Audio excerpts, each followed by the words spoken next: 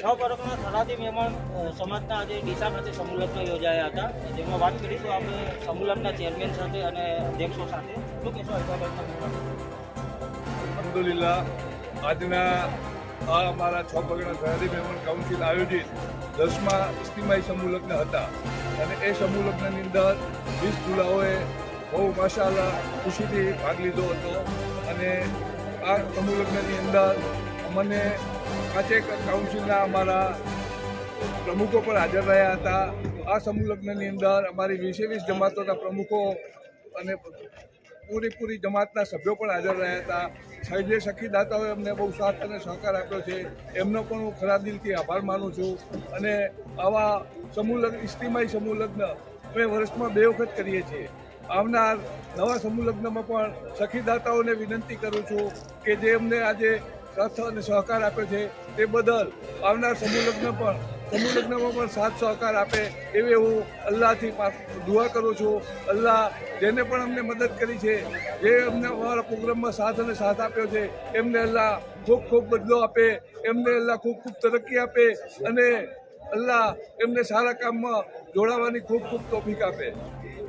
બીજા આપણા રાજધાની સ્વીટ જે રાધનપુર ખાતે છે એના ઓનર છે યાસીનભાઈ, જે સમૂહલગ્ન સમિતિના વાઇસ ચેરમેન છે. વાત કરીશું એમના સાથે.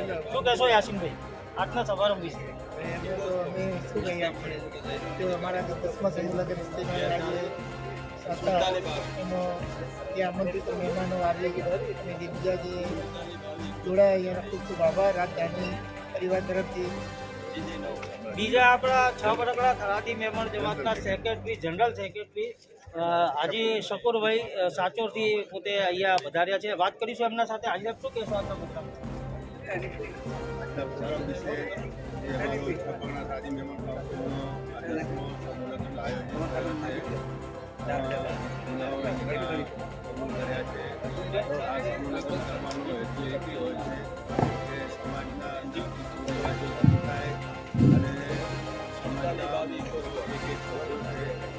સુડતાલી 22 ઇકો સ્પોર્ટ ગાડી જે છે એ રસ્તામાં પડી છે, તો જરા જેની ગાડી હોય એમનાથી ગુજારિશ છે કે ગાડી જરા સાઈડમાં કરે તો બીજી ગાડીવાળા નીકળી શકે. 4752 ગાડી નંબર.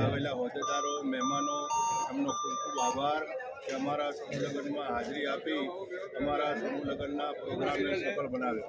ખૂબ આભાર. ખૂબ આભાર ભાઈ સાહેબ તમારો. આ હતી સમૂહલગ્ન સમિતિના ચેરમેન અને એમની ટીમ, જેમણે આ આયોજનને સફળ બનાવ્યું છે.